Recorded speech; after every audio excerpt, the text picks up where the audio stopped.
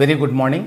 విజయవాడ మునిగిపోవడానికి చంద్రబాబు నాయుడే కారణం, ఇది మ్యాన్మేడ్ డిజాస్టర్ అని చెప్పి ప్రతిపక్ష నేత వైఎస్ జగన్మోహన్ రెడ్డి మళ్ళీ మరొకసారి ఆరోపించాడు. చాలామంది డిట్రాక్టర్స్ కూడా ఇదే మాట చెప్తున్నారు. సో ఇందులో వాస్తవాలేంటి? ఫస్ట్ పాయింట్, విజయవాడలో చాలా ప్రాంతాలు మునిగిపోవడానికి ప్రధాన కారణం ప్రకృతి విపత్తు, అందులో సందేహం లేదు. అయితే దీంతో పాటుగా ఇందులో మానవ తప్పిదం కూడా ఉందా లేదా అనేది పరిశీలించాలి. ఇందులో మానవ తప్పిదం కూడా ఉంది. జగన్మోహన్ రెడ్డి చెప్పినట్టుగా ఇందులో కొంత భాగం మ్యాన్మేడ్ డిజాస్టర్. కానీ ఎవరు కారణం, ఎవరు బాధ్యులు? ప్రధానంగా విజయవాడలో చాలా ప్రాంతాలు మునిగిపోవడానికి కారణం కృష్ణానది పొంగడం కంటే కూడా బుడమేరు నీళ్లు రావడం అనేటువంటి ఆరోపణ ఇప్పటికీ చాలాసార్లు విన్నాం. ఈవెన్ ముఖ్యమంత్రి చంద్రబాబు నాయుడు గారు కూడా అదే మాట చెప్పారు. బుడమేరు నీళ్లు రావడానికి బాధ్యత ఎవరిది అనేది ఇక్కడ వివాదం. కరకట్ట మీద తన ఇల్లు మునిగిపోతుందేమో అనేటువంటి భయంతో ముఖ్యమంత్రి చంద్రబాబు నాయుడు బుడమేరు గేట్లు తెరిచాడు, అందువల్ల విజయవాడ మునిగిపోయింది అనేది సింపుల్గా జగన్మోహన్ రెడ్డి చేస్తున్నటువంటి ఆరోపణ. వారు చెప్పినట్టు నిజంగానే చంద్రబాబు నాయుడు గారు ఆయన ప్రభుత్వానికి బాధ్యత ఉన్నదా ఇందులో, లేక దీనికి ఇంకా కారణాలు ఉన్నాయా? ఫస్ట్ పాయింట్, బుడమేరు అనేది జగన్మోహన్ రెడ్డి గారు చెప్పినట్టుగా ఒక నది కాదు, అది ఒక వాగు, అది ఒక మేజర్ డ్రెయిన్ యాక్చువల్గా. ఇప్పుడు విజయవాడలో ఈ ప్రమాదం జరగడానికి కారణాలు ఏమిటి? కృష్ణా నదిలో ఇన్ఫ్లోస్ ఎక్కువ కనుక కాకపోతే బహుశా ఇంత ప్రమాదం జరిగి ఉండేది కాదు. కానీ ఇన్ఫ్లోస్ ఎక్కువ అవడం వల్ల బ్యారేజ్ కుడ్ నాట్ టేక్, ఇంకా ఎక్కువ డిశ్చార్జ్ని తీసుకునేటువంటి కెపాసిటీ లేదు కాబట్టి బుడమేరు నుంచి కూడా వచ్చినటువంటి వాటర్ని తీసుకోలేకపోయింది. అందువల్ల ఓవర్ఫ్లో అయిపోయి విజయవాడ నగరంలోకి వచ్చేసినాయి. ఇలా జరగడానికి చారిత్రకంగా ఉన్న కారణాలు ఏమిటి, ఏ ప్రభుత్వాలది ఎంత బాధ్యత అనే చూద్దాం ఇప్పుడు. ఫస్ట్ పాయింట్, విజయవాడ మునగడానికి ప్రకృతి బీభత్సం ఒక కారణం. ఎందుకంటే నేను ఇంతకుముందు చెప్పినట్టు ఇంత ఓవర్ఫ్లోస్ లేకపోతే బుడమేరు నుంచి వాటర్ వచ్చినా కూడా ఎంతో కొంత తీసుకోగలిగేది బ్యారేజ్. రెండో ముఖ్యమైన కారణం ఏంటంటే ఎన్నో ఏళ్ల నుంచి ప్రభుత్వాలు అనేక విషయాల్లో ముందు జాగ్రత్తలు తీసుకోకపోవడం వల్ల ఈ ప్రమాదం ముంచుకొచ్చింది. మరో కారణం ఏంటంటే వెలగలేరు అనే ప్రాంతం దగ్గర బుడమేరుకు సంబంధించి ఒక రెగ్యులేటర్ ఉంది, ఆ రెగ్యులేటర్ మెయింటెనెన్స్ సరిగ్గా లేదు. మరో కారణం ఏంటంటే ఈ మొత్తం బుడమేరు ప్రవహించే మార్గం అంతా కూడా చాలా చోట్ల చాలా కాలం నుంచి గళ్ళు ఉన్నాయి, బ్రీచెస్ చాలా ఉన్నాయి. వాటిని జగన్మోహన్ రెడ్డి ప్రభుత్వం 2019 నుంచి 24 మధ్య కాలంలో పట్టించుకోలేదు. బుడమేరు డైవర్షన్ ఛానల్ అని చెప్పి ఒకటి కట్టారు. అయితే దాని కెపాసిటీని పెంచాలి అని చెప్పి చాలా కాలంగా డిమాండ్లు ఉన్నాయి.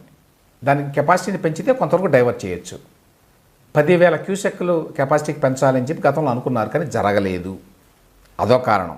ముఖ్యమైన కారణం, చాలా కీలకమైన కారణం ఏంటంటే బుడమేరు నీళ్ళు వచ్చి విజయవాడను ముంచడానికి వాళ్ళ టీడీపీ ప్రభుత్వం అధికారంలో ఉన్నప్పుడు 2014-19 మధ్యకాలంలో 500 కోట్ల రూపాయలతోటి ఈ బుడమేరు ఆధునీకరణ పనులు చేపట్టారు. దానికి డబ్బులు కూడా శాంక్షన్ చేశారు. ఆ తర్వాత ప్రభుత్వం పోయింది. 2019లో జగన్మోహన్ రెడ్డి గారు ప్రభుత్వం వచ్చింది. వారు వచ్చిన తర్వాత ఈ స్కీమును మొత్తాన్ని పక్కన పడేశారు. బుడమేరు మీద ఆధునీకరణ పనులు జరగలేదు. అన్నిటికంటే ఇంపార్టెంట్ విషయం ఇది. ఒకవేళ ఆధునీకరణ పనులు జరిగి ఉంటే, గండ్లు పూడ్చుంటే, ఎంక్రోచ్మెంట్స్ అన్నీ కూడా క్లియర్ చేసి ఉంటే, వాటర్ ఫ్లోని కనుక ఇన్షూర్ చేసి ఉంటే స్మూత్గా విజయవాడ నగరంలోకి బుడమేరు నుంచి ఒక చుక్క నీళ్లు కూడా వచ్చేవి కాదు, ఇంత ప్రకృతి విపత్తు జరిగినా కూడా. అది మెయిన్ రీజన్. మరోపక్క విజయవాడ నగరంలో ఎక్కడి నుంచి అయితే బుడమేరు డ్రైన్ అవుతూ ఉంటుందో వెళుతుందో కొల్లేరు వరకు ఆ మార్గాలన్నీ కూడా కుంచుకుపోయినాయి, ఆక్రమణలకు గురైనవి. ఎవరు ఆక్రమించారు? రాజకీయ నాయకులు, వాళ్ళ అండదండలతోటి మిగతా వాళ్ళు. అది ఎప్పుడు జరిగింది? 2019 నుంచి 24 మధ్యకాలంలో ఇంకా ఎక్కువ జరిగింది అని టీడీపీ వాళ్ళు ఆరోపిస్తారు. లేదు అనుకోండి, చాలా కాలంగా జరుగుతోంది. ఏమైనప్పటికీ ఆయా రాజకీయ పార్టీలు అధికారంలో ఉన్నప్పుడే ఇవన్నీ జరిగినాయి. దానివల్ల వాటర్ ఫ్లో లేకపోవడం చేత అది ముందుకు వెళ్ళిపోలేదు, కిందికి డౌన్కి వెళ్ళలేదు, విజయవాడలోనే ఆగిపోయినాయి. ఇంకొక కీలకమైన విషయం ఏంటంటే ఈ బుడమేరు నీళ్లు ఫైనల్గా చేరుకునేది కొల్లేరు. కొల్లేరు సరస్సు వీటన్నిటిని తీసుకోగల కెపాసిటీ ఉంది దానికి. అయితే చాలా సంవత్సరాలుగా ఆ సరస్సు కుంచుకుపోయింది. 2004లో దీని మీద పెద్ద ఎత్తున ఉద్యమాలు జరిగినాయి. అప్పుడు సుప్రీంకోర్టు కూడా దీని మీద కొన్ని ఆదేశాలు ఇచ్చింది. ఆ ప్రకారం ఆపరేషన్ కొల్లేరు అని చెప్పి ఒక కార్యక్రమాన్ని చేపట్టారు. దాని ప్రకారం ఏంటంటే ఈ ఆక్రమణల్ని క్లియర్ చేసి ఆ చెరువు విస్తీర్ణాన్ని గతంలో లాగా రెస్టోర్ చేయాలి. అప్పుడు ఇటువంటి ప్రకృతి విపత్తులు జరగవు, బుడమేరు వాటర్ని కూడా స్మూత్గా వెళ్ళిపోతాయి అక్కడికి. అయితే వైఎస్ రాజశేఖర రెడ్డి ప్రభుత్వం దానిని కొనసాగించలేదు. అనేక రాజకీయ కారణాలు కూడా ఉన్నాయి, అదొక పెద్ద చరిత్ర. ఏమైనప్పటికీ ఆనాడు రాజకీయ నాయకుల అన్నదండలతోటి కొల్లేరు సరస్సు మొత్తాన్ని ఆక్రమించి చేపల చెరువులు వేసుకొని నీళ్లు ఫ్లో కావడానికి అవకాశం కల్పించకపోవడం చేత అప్పటి నుంచి ఇప్పటి వరకు ప్రాబ్లమ్స్ ఉన్నాయి. ఇలా ప్రకృతి విపత్తు వచ్చినప్పుడు, పెద్ద ఎత్తున వానలు వచ్చినప్పుడు, వరద వచ్చినప్పుడు దాని యొక్క ప్రభావం ఖచ్చితంగా ఎవరో ఒకరి మీద పడాల్సిందే. అది ఇప్పుడు విజయవాడ ప్రజల మీద పడింది. ఆ తర్వాత అనేక ప్రభుత్వాలు వచ్చినాయి వైఎస్ తర్వాత. ఏ ప్రభుత్వం కూడా ఆ కొల్లేరు సరస్సు మీద ఫోకస్ చేసి ఆ పనులు చేయలేదు. ఆ కారణం చేత వెళ్లాల్సిన వాటర్ అంతా కూడా మధ్యలోనే ఆగిపోతుంది. సో ఇన్ని కారణాలు ఇంత స్పష్టంగా కనిపిస్తుంటే ఇప్పుడేదో చంద్రబాబు నాయుడు ఆ కరకట్ట మీద ఉన్న తన ఇంటిని కాపాడుకోవడం కోసం వెలగలేరు దగ్గర గేట్లు తెరిచాడు, అందువల్ల మునిగిపోయింది అని చెప్పడం హాస్యాస్పదం. అంటే కంప్లీట్గా అంశాన్ని పొలిటిసైజ్ చేయటం, వాస్తవాలను మరుగుపరచటం. అసలు కరకట్ట మీద చంద్రబాబు నాయుడు ఇల్లు ఆవుల వైపునుంది, స్క్రీన్ మీద చూడొచ్చు మీరు. అది ఎఫెక్ట్ కాదు.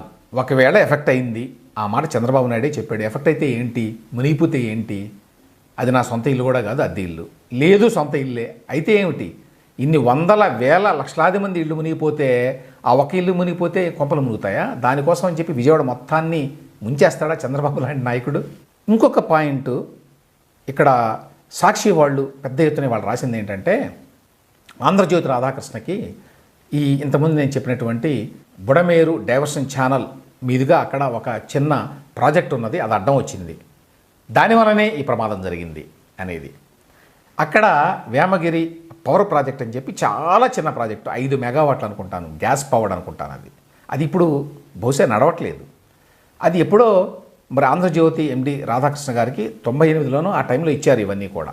అది అడ్డం వచ్చింది, దాన్ని తొలగించడానికి జగన్మోహన్ రెడ్డి గారు 2019లో అధికారంలో వచ్చిన తర్వాత ప్రయత్నించారు. 2021లో ఒక నోటీస్ కూడా ఇచ్చారు. అయితే ఆయన కోర్టుకి వెళ్ళి స్టే ఆర్డర్ తెచ్చుకున్నాడు అని చెప్పి పెద్ద కథ రాశారు వారు. అంటే అక్కడికి ఏదో ఆ చిన్న ప్రాజెక్ట్ ఏదో అడ్డం వచ్చేసింది, దానివల్లనే ఆ డైవర్షన్ ఛానల్ని ఆధునీకరించలేదు జగన్మోహన్ రెడ్డి గారు, అది కూడా ఒక కారణం ఈ ప్రమాదానికి అని చెప్పడానికి ప్రయత్నం అన్నమాట. ఇక్కడ విషయం ఏంటంటే, ఎప్పుడో 98లో ఆ ప్రాజెక్ట్ నడిచింది నెంబర్ 1. ఆ తర్వాత అనేక ప్రభుత్వాలు వచ్చినాయి. అదేమైనా అడ్డం అనుకుంటే ఆ ప్రభుత్వాలన్నీ చర్యలు తీసుకోవాలి. రాజశేఖర రెడ్డి గారి ప్రభుత్వమే ఉన్నది, ఆ తర్వాత ఇంకా చాలా ప్రభుత్వాలు వచ్చినాయి. జగన్మోహన్ రెడ్డి గారి ప్రభుత్వం ఉన్నది. ఒకే 21లో స్టే ఆర్డర్ తెచ్చుకున్నాడు. వికెట్ ఎందుకు చేయించలేదు 24 వరకు? తర్వాత అదేమీ నడవడం లేదు. అది నిజంగానే మేజర్ హద్దులు కాదు, కానీ దాని మీద నెట్టేయడానికి ఒక ప్రయత్నం. ఆ తర్వాత నిన్న తెలంగాణ ముఖ్యమంత్రి రేవంత్ రెడ్డి ఒక ప్రెస్ మీట్లో మాట్లాడుతూ ఒక మాట అంటే దాన్ని కూడా హైలైట్ చేశారు. అదేంటి, ఇప్పుడు ఖమ్మంలో కూడా జరిగింది, కిందనే పక్కనే ఉంది కదా కృష్ణా జిల్లా కూడా, అక్కడ చూడడం చాలా డ్యామేజ్ జరిగింది, మా దగ్గర జరగలేదు, మేము చాలా జాగ్రత్తలు తీసుకున్నాం అన్నట్టుగా మాట్లాడడానికి ప్రయత్నించాడు ఆయన. ఆయన ఏంటంటే ఖమ్మంలో మేము ఏదో జాగ్రత్తలు తీసుకున్నాం అని చెప్పడానికి ఒక ప్రయత్నం. అది దాన్ని చూపించి చూడండి, అక్కడ ఖమ్మంలో ముందు జాగ్రత్తలు తీసుకున్నారు కాబట్టి, ప్రిపేర్డ్నెస్ ఉంది కాబట్టి అక్కడ నష్టం జరగలేదు, వేరే విజయవాడలో జరిగింది అనే ప్రయత్నం. వాస్తవం ఏంటి, అక్కడ ఖమ్మంలో ప్రారంభమైనటువంటి ఆ బుడమేరు వాగు వ్యవహారం అంతా కూడా డౌన్లోకి వచ్చేస్తుంది, మొత్తం అక్కడే ఉండదు, ఆంధ్రావే కొంత డ్యామేజ్ చేస్తుంది అంతే. కానీ ఫ్లోస్ అన్నీ వచ్చేది కిందకి, ఫ్లోస్ అన్నీ వచ్చి ఆగిపోయింది కింద విజయవాడలో, కాబట్టి డ్యామేజ్ అంతా ఇక్కడే జరుగుతుంది సహజంగా. దాన్ని వక్రీకరించి రేవంత్ రెడ్డి మాటల్ని, రేవంత్ రెడ్డి కూడా అన్నాడు అని, రేవంత్ రెడ్డి బహుశా ఉద్దేశంతో అనలేదు, ఆయన ఏమి పక్క రాష్ట్రాన్ని బ్లేమ్ చేయాలని కానీ వాళ్ళు చేయలేదని కానీ ఆయన మాటల్లో లేదు ఎక్కడ. ఆయన తన గొప్పతనం చెప్పుకోవడానికి మా దగ్గర అంత డ్యామేజ్ జరగలేదు అన్నాడు. ఆ మాటను పట్టుకుని దాన్ని కూడా వక్రీకరించారు.